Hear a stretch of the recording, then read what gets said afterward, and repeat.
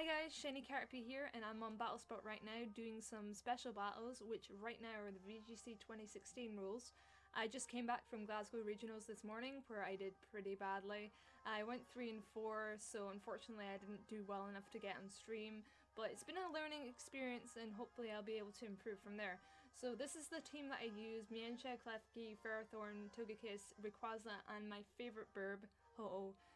But unfortunately I wasn't able to use the team to its fullest potential and I made a load of different mistakes during the tournament. So I'm gonna do some Battlespot battles and hopefully try and practice my commentary, because I'm hoping to do some Twitch streaming and do some YouTube videos. So I'm just gonna hit challenge right now and see what we get right now. And I'm at a rating of 1500, which will probably go down because I'm not really very good at 2016. But it at least means we have a blank slate to start off with, so it will probably take a little bit to find an opponent, since it can vary the time it takes. Sometimes you get one right away and sometimes it takes a while. But now we have Kid from United States, from Wisconsin. Oh great, right away, Ludicolo, Kyogre. Well, it's a rain team. Well, not really a rain team per se, it's got some rain components to it, which will be quite annoying to deal with. I really don't want to lead with... or do I?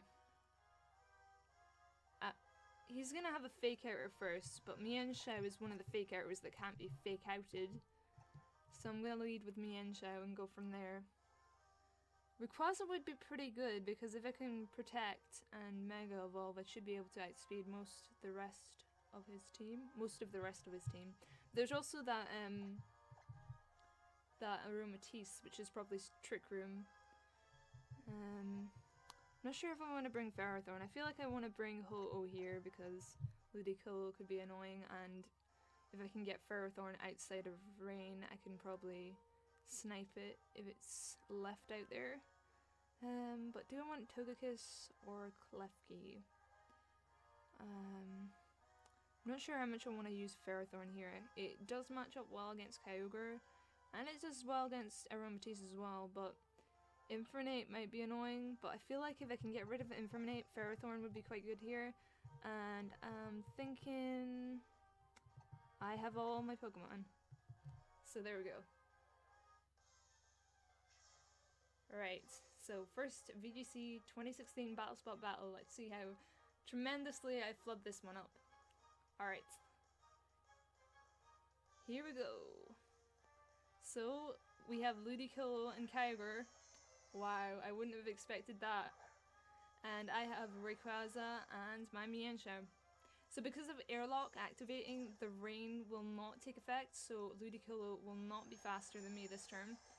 And I feel like I should go straight for the Dragon Ascent on the Kyogre here, if possible, and then probably snipe the Ludicolo out next turn.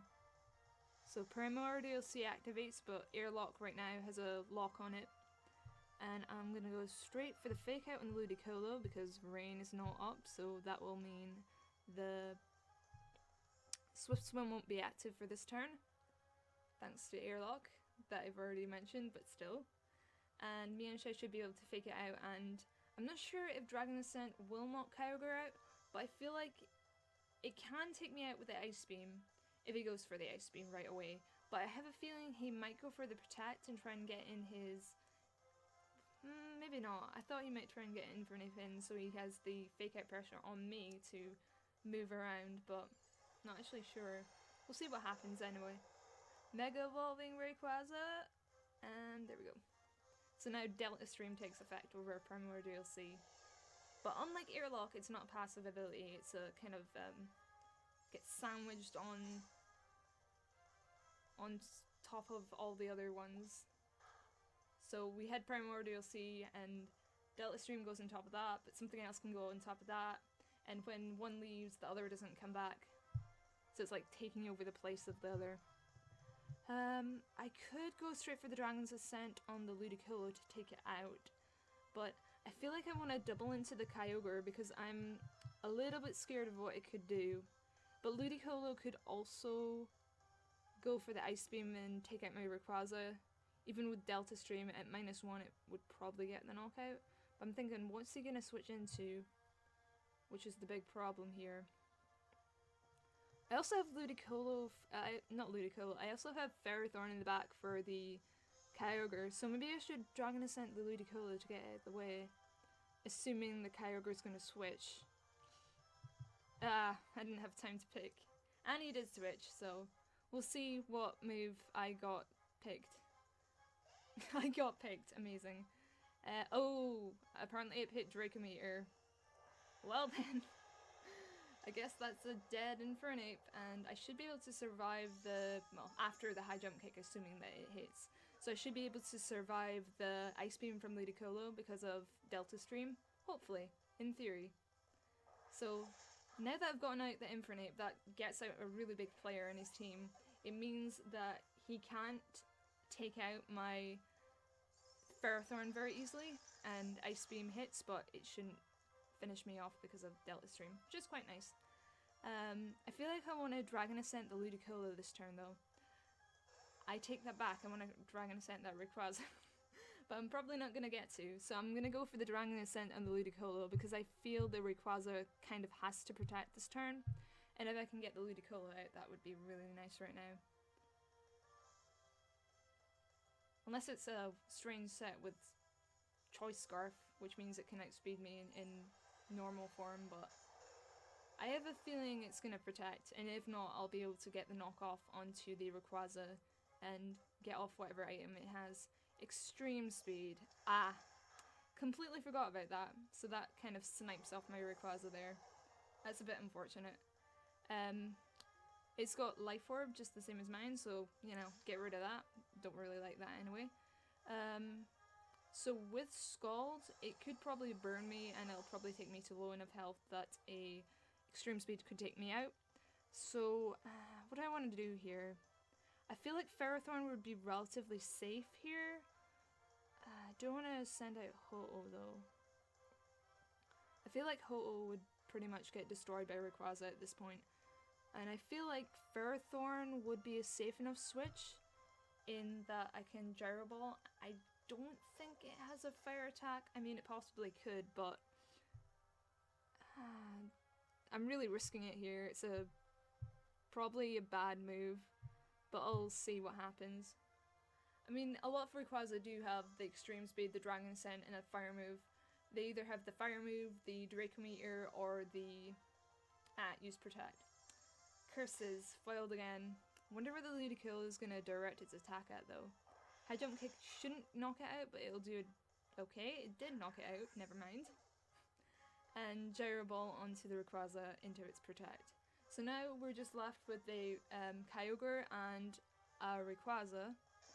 I kind of want to get the Kyogre out purely because I have Ho-Oh in the back, but I feel like he's going to protect his Kyogre, and especially if I use high jump kick. So I'm going to White Guard just in case he doesn't. Maybe he tries a Water Spout or something.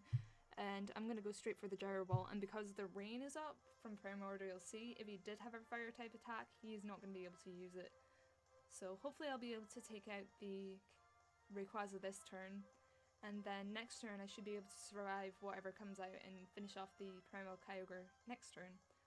Or hopefully, in theory. I mean, I do have Ho-Oh in the back, which is a bit of a risky Pokemon to have considering Kyogre is the one that I'm intending to leave, but maybe if he thinks I'm going to high jump kick, he might protect, but he doesn't protect. He goes for the Dragon's Ascent. I'm a bit worried here because it probably is going to take out my Ferrothorn, or do a lot of damage to it. I think I can survive whatever it's going to use, whatever the Kyogre is going to use from here. I hope I can anyway. So using, White Guard protects it, that's fine. So Gyro Ball should take out the Rayquaza here. Thanks to Rayquaza being extremely fast and Ferrothorn being extremely not fast. So I just have to hope that I can finish off the Kyogre. I kind of want a White Guard here, but I feel he's going to Ice Beam. He's seen me White Guard, so I don't think he's going to go for the Water Spout again. But if he goes for the Protect here, it might be a problem. So I'm kind of tempted not to Protect. I'll White Guard again and see if he goes for the Ice Beam onto my Ferrothorn. I should be able to live because I'm Assault Vest. Ah, he did go for the protect. That's good. I was kind of scouting out for that because I didn't want to go straight for the high jump kick, just in case.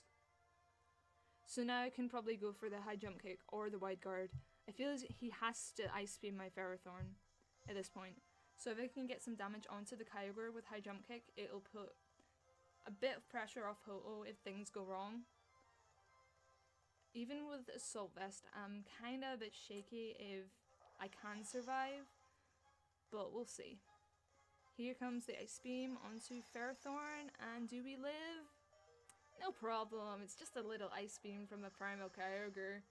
No big deal, and that finishes off the Kyogre, and that's a 3-0 victory. I didn't actually expect to win the first battle that I played, because like I said, this team didn't do really well in Glasgow. I was playing really poorly, but it is the first battle of the Battlespot ladder, so you kind of tend to get easier opponents as you start off, and then as you go on into the 1600s, things start getting a bit steeper, and, well, that's probably the level of play that I faced in Glasgow, above 1600, 1700 probably. But yay, we have a victory for our first recording, so hopefully this went well, hopefully this was okay. I'm still working on commentary, practicing speaking and such, but it was fun. I'm glad I actually managed to win that one. And P.S. Ho-Oh is indeed my favourite Pokemon. Shameful, I know, but I'll see you next time. Bye!